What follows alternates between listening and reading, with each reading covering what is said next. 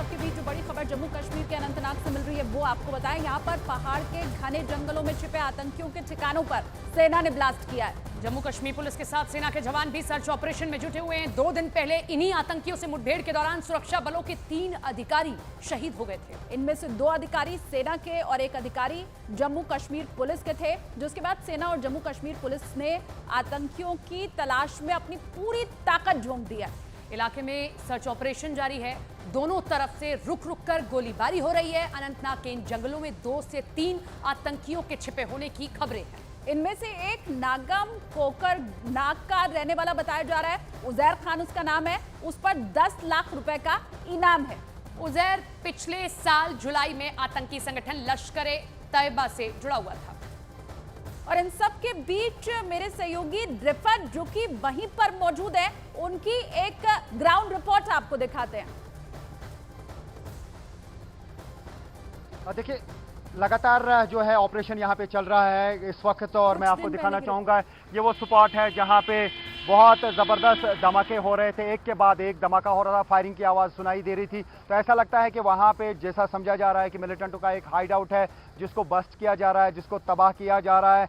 यहाँ से मैं कैमरा पर्सन को कहूँ कि वो स्पॉट आपको दिखाएं, और यहाँ से अंदाज़ा लगाया जा सकता है कि कितना मुश्किल ऑपरेशन है। यह आज तीसरा रोज़ है और लगातार ये ऑपरेशन चल रहा है। जो पहले दिन स्पेसिफिक इन्फॉर्मेशन मिली थी सुरक्षा बलों को, उसके बाद एक कॉर्डन में ये पूरा एरिया लिया गया था। हालांकि पहले ही दिन जो फायरिंग की मिलिटेंटों ने, उसमें 3 जो है अफसर उनकी उसमें जान गई, लेकिन उसके बाद यहाँ पे ज़बरदस्त ऑपरेशन शुरू किया गया। इस पूरे एरिया में इस वक्त भारतीय सेना, पुलिस और एसओजी जो है पुलिस की, वो लगी हुई है। और ऑपरेशन हमने अभी थोड़ी देर पहले एक के बाद दूसरा, दूसरे के बाद तीसरा, लगातार धमाके हो रहे थे। रॉकेट्स का इस्तेमाल सेना कर रही थी, ग्रेनेड्स का इस्तेमाल किया जा रहा था, ड्रोन जो है क्वाडकॉप्टर हो या हेक्सोकॉप्टर उसका इस्तेमाल किया जा रहा था। और उसके बाद एक जो है धमाके हुए। तो उसका मतलब है कि लगातार इसी एरिया को, मैं फिर से दिखाने की कोशिश करूंगा कि इसी एरिया को लगातार टारगेट किया जा रहा है। या तो एक बड़ा हाइड आउट मिलिटेंटों का वहां पे है, या अभी भी सुरक्षा बलों को लग रहा है कि वहां पर मिलिटेंट छुपे हुए हैं जिनको मार गिराने के लिए ये ऑपरेशन चलाया जा रहा है। बड़े पैमाने पे ये ऑपरेशन चला और रिसेंट टाइम्स में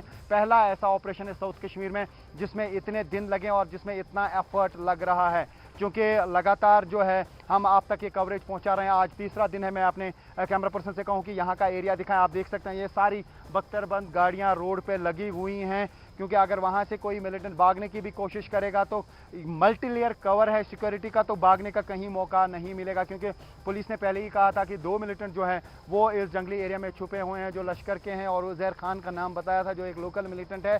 तो अब उनके साथ जो है मुठभेड़ कल भी जारी थी।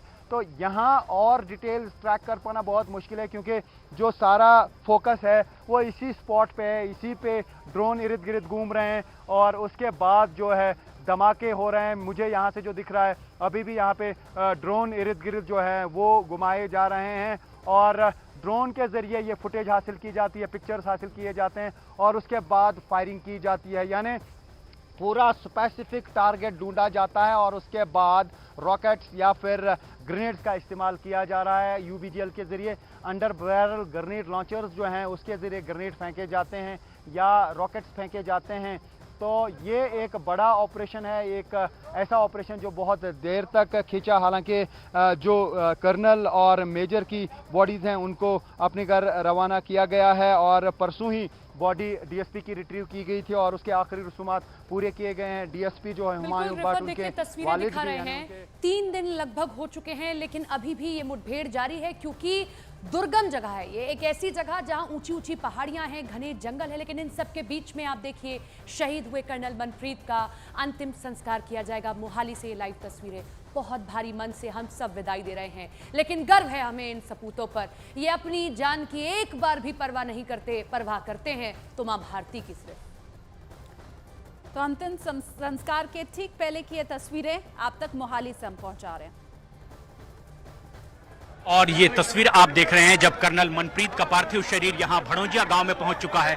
हाथों में तिरंगे झंडे लिए हुए गांव की तमाम महिलाएं, छोटे बच्चे, बुजुर्ग, तमाम लोग यहाँ पर कर्नल मनप्रीत अमर रहे के नारे लगा रहे हैं। और कर्नल मनप्रीत का पार्थिव शरीर अब यहाँ उनके पैतृक निवास स्थान पहुंचाया जा रहा है।